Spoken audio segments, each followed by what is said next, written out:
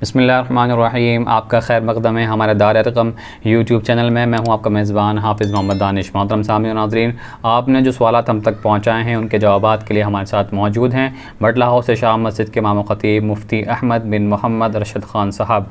जी मुफ्ती साहब, ज़ीशान भाई ओखला से मालूम करते हैं, पीतल के बर्तनों में खाना पीना कैसा है? अल्हम्दुलिल्लाहि वहदा वस्सलातु वस्सलामु अला मन ला नबिय्य बअद, अम्मा बाद। मज़कूरा सवाल का जवाब यह है कि सोने और चांदी के बर्तनों में तो खाना और पीना जायज़ नहीं है, बल्कि बहुत ही सख्त और शदीद वईदें अहादीस में वारिद हुई हैं और हुज़ूर अकरम सल्लल्लाहु अलैहि वसल्लम ने ऐसे लोगों पर लानत फरमाई है।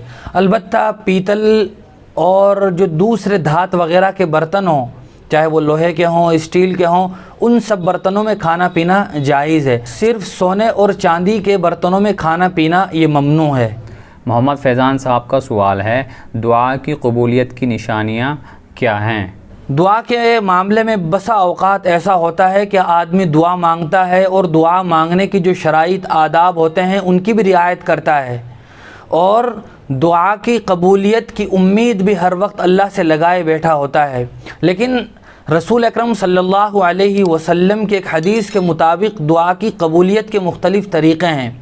एक दुआ का तरीक़ा तो यह है कि जो आदमी दुआ में मांगता है वही अल्लाह तबारक व तआला उसको अता फ़रमा देते हैं। उसने किसी ज़रूरत का सवाल किया, वो ज़रूरत पूरी हो गई। किसी मुसीबत के बारे में दुआ की, अल्लाह ने उस मुसीबत को टाल दिया। दूसरा तरीक़ा यह है कि जो बंदा दुआ मांगता है और दुआ में जिस चीज़ का वो अल्लाह से मुतालबा और सवाल करता है वो चीज़ तो उससे नहीं दी जाती है, अलबत्ता उसकी वजह से अल्लाह तबारक व तआला आने वाली किसी मुसीबत को टाल देते हैं। तीसरा तरीक़ा यह है कि न मुसीबत टलती है न ज़रूरत पूरी होती है, अलबत्ता आखिरत में अल्लाह तबारक व तआला ज़ख़ीरे के तौर पर जमा करते रहते हैं और क़यामत के दिन जब बंदा अपने उस ज़ख़ीरे को देखेगा तो ये तमन्ना करेगा कि काश दुनिया में मेरी कोई दुआ कबूल ही ना हुई होती। लिहाजा जो भी बंदा दुआ मांगता है वो दुआ ज़रूर कबूल होती है, लेकिन उस दुआ के मुख्तलिफ़ तरीक़े हैं जो अभी ज़िक्र किए गए हैं।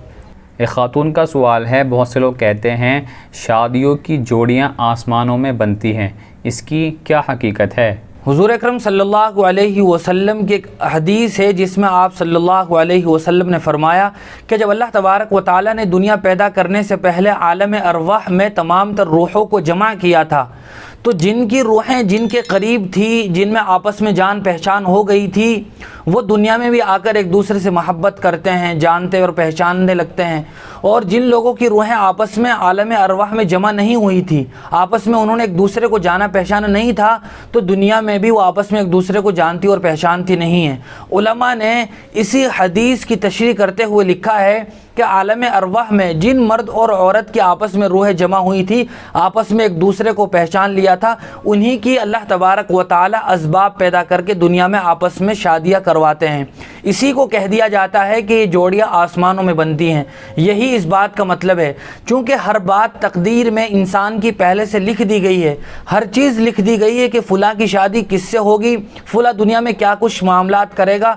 उसी तकदीर को ये कह दिया जाता है कि जोड़ियाँ आसमानों में बनती हैं, और जोड़ियाँ आसमानों में बनती हैं उसका मतलब वो है जो हदीस में बयान किया गया है। एक साहब का सवाल है, कुरान की वो कौन सी सूरह है जिसकी हर आयत में लफ्ज़ अल्लाह यानी अल्लाह का नाम है? कुरान मजीद की 28वें पारे की पहली सूरत सूरह मुजादला एक ऐसी सूरत है जिसकी हर आयत में अल्लाह का नाम है, लफ्ज़ अल्लाह है। इसके अलावा कुरान मजीद की सबसे बड़ी जो सूरत है वो सूरह बकरा है, सबसे छोटी जो सूरत है वो सूरह इन्ना आतैना कल कौसर है, और सबसे बड़ी जो आयत है वो तीसरे पारे में है, या अय्युहल्लज़ीना आमनू इज़ा तदायनतुम बिदैनिन।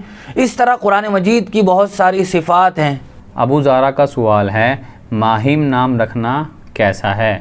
जी हाँ, माहिम नाम रखना उर्दू में अगर लिखते हैं तो मीम अलिफ हा मीम, माहिम छोटी हा के साथ। इसी तरह एक बड़ी हा के साथ इसे लिखा जाए मीम अलिफ बड़ी हा और मीम माहिम। ये दोनों ऐसे लफ्ज़ हैं जिनका लुगत में कोई माना नहीं है। अंग्रेज़ी में लोग इसको लिखते हैं MAHIM माहिम। इस लिहाजा ये नाम रखना नहीं चाहिए। ऐसा नाम रखा जाए जिसका माना हो, जिस नाम के अंदर मानवियत हो, चूँकि नाम के माने के असरात भी उस इंसान पर मुरतब होते हैं। اجمل بھائی آسام سے معلوم کرتے ہیں عورت کو بیٹا پیدا ہو اس کی کون سی دعا ہے؟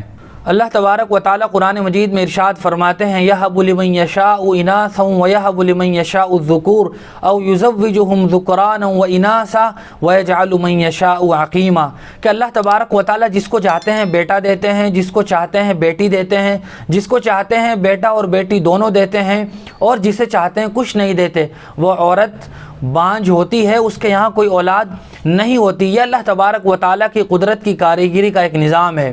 لیکن ایسی دعائیں بھی علماء نے اپنی کتابوں میں لکھی ہے کہ اگر کوئی آدمی یہ چاہتا ہو کہ میری بیوی کے یہاں نرینہ اولاد ہو، لڑکے کی پیدائش ہو، تو یہ دعا کتابوں میں لکھی ہوئی ہے کہ اول و آخر درود شریف 7 مرتبہ پڑھ لیا جائے، اور پھر درمیان میں سورہ مریم کا جو پہلا رکوع ہے کاف ہا یا عین صاد ذکر رحمت ربک عبدہ زکریا، سورہ مریم 16ویں پارے میں ہے، اگر اس کا پہلا رکوع پڑھ لیا جائے اور اس رکوع کو پڑھنے سے پہلے اور بعد میں 7 مرتبہ درود شریف پڑھ کر دعا مانگی جائے تو امید ہے کہ اللہ کی ذات سے کہ اس کے یہاں نرینہ اولاد یعنی بیٹے کی پیدائش ہوگی۔ عاشق بھائی سعودی عرب سے معلوم کرتے ہیں ہم چند ساتھیوں نے عمرے کی نیت سے احرام باندھ لیا تھا، لیکن پھر کورونا وائرس کی وجہ سے سیکیورٹی نے ہم کو فی الحال عمرہ کرنے سے منع کر دیا، تو اب کیا مسئلہ ہوگا؟ مذکورہ سوال کا جواب یہ ہے کہ جن لوگوں نے عمرے کی وجہ سے احرام کی چادر تو باندھ لی تھی، لیکن ابھی چادر باندھنے کے بعد عمرے کی نیت کرتے ہوئے لبیک اللہم لبیک والی تکبیر نہیں کہی تھی، اور پھر کسی وجہ سے انہیں عمرہ کرنے سے منع کر دیا گیا، پھر اگر وہ اپنی احرام کی چادر کھول دیتے ہیں تو ان پر کوئی دم وغیرہ لازم نہیں ہوگا اور نہ ہی کوئی گناہ ہوگا، نہ ہی عمرے کی قضا بعد میں ضروری ہوگی۔ لیکن اگر احرام کی چادریں باندھ کر عمرے کی نیت کرتے ہوئے تکبیر بھی کہہ لی تھی، لبیک اللہم لبیک جو تکبیر کہی جاتی ہے عمرہ اور حج کرتے ہوئے جب جاتے ہیں، اگر وہ تکبیر کہہ لی تھی اس کے بعد کسی وجہ سے عمرہ کرنے سے روک دیا گیا، تو اب ضروری یہ ہے کہ اس وقت تک احرام کی چادر نہ کھولیں جب تک کہ حرم کے حدود میں ان میں سے ہر ایک آدمی کی طرف سے دم نہ دے دیا جائے، اور دم ہوتا ہے ایک بکری یا دمبا حرم کے حدود میں ان کی جانب سے ذبح کر دیا جائے۔ جب وہ ذبح کر دیا جائے گا تو پھر یہ اپنی چادر کھول دیں، اور بعد میں اس عمرے کی قضا ان پر ضروری ہوگی۔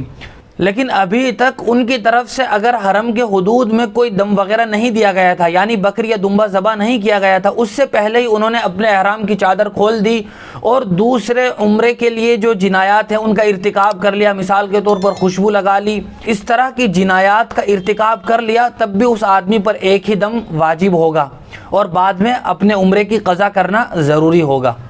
ایک خاتون کا سوال ہے، کیا ہم اپنے خوابوں کی تعبیر کی کتابوں سے دیکھ کر حل کر سکتے ہیں یا نہیں؟ یہ عام ماحول بن گیا ہے کہ لوگ جب کوئی خواب دیکھتے ہیں تو اس خواب کی تعبیر کے پیچھے پڑ جاتے ہیں، اور بسا اوقات وہ اس خواب کی تعبیر ایسے آدمی سے بھی پوچھ لیتے ہیں جو خواب کی تعبیر کا علم نہیں رکھتا ہے۔ اسی طرح وہ یوٹیوب پر یا گوگل کر کے بھی وہ اپنے خواب کی تعبیر جاننے کی کوشش کرتے ہیں۔ یاد رکھنا چاہیے کہ یہ طریقہ درست نہیں ہے۔ خواب کی تعبیر وہی آدمی بتا سکتا ہے، ہر عالم اور مفتی بھی خواب کی تعبیر نہیں بتا سکتا، بلکہ وہی عالم یا مفتی یا خوابوں کی تعبیر کا جانکار بتا سکتا ہے جس نے خواب کی تعبیر کا علم پڑھا ہو، سیکھا ہو اور اسے تجربہ ہو۔ بسا اوقات خواب کی تعبیر دیکھنے والے کے حساب سے، موسم کے حساب سے، علاقے کے حساب سے بھی تعبیر بدل جاتی ہے۔ یہ اسی طرح ہے جس طرح اگر کسی آدمی کو کوئی بیماری لاحق ہو جائے تو ہر دوائی کتابوں میں پہلے سے لکھی ہوئی ہے، لیکن کوئی آدمی ایسا نہیں کرتا کہ کتاب میں اس مرض کی دوا دیکھی اور جا کر وہ دوائی خرید لایا اور استعمال کر لی، بلکہ ہر آدمی جا کر ڈاکٹر کو اپنی نبض دکھاتا ہے، چیک اپ کراتا ہے، اس کے بعد مرض کی تشخیص ہوتی ہے اور پھر دوا تجویز کی جاتی ہے۔ اسی طرح خواب کی تعبیر کا بھی معاملہ ہے کہ صرف کتاب میں دیکھنے یا گوگل یا یوٹیوب پر دیکھنے پر اکتفا نہ کیا جائے، بلکہ خواب کے ماہر معبر سے خواب کی تعبیر جانی جائے۔ ایک صاحب کا سوال ہے، بیوی سے ملاقات کے وقت کی دعا کیا ہے؟ حضور اکرم صلی اللہ علیہ وسلم کا ارشاد ہے کہ جب کوئی آدمی اپنی بیوی سے ملاقات کرے، ہم بستری کرے، تو وہ اس دعا کو پڑھ لے، اور یہ دعا اس وقت پڑھنی ہے جب تک کہ آدمی نے اپنے بدن سے کپڑے نہ اتارے ہوں، برہنہ اور ننگا نہ ہوا ہو، اس سے پہلے یہ دعا پڑھنی ہے۔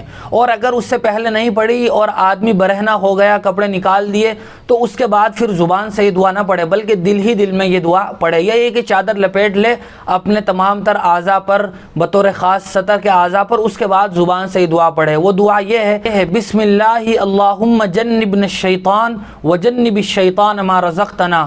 اس کا ترجمہ یہ ہے کہ میں شروع کرتا ہوں اللہ کے نام سے، اے اللہ تو شیطان کو ہم سے دور رکھ، اور جو اولاد تو ہمیں عطا فرمائے اس اولاد سے بھی شیطان کو دور فرما۔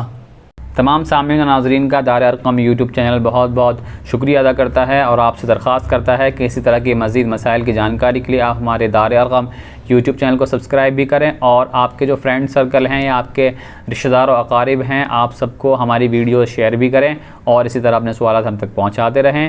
جزاک اللہ۔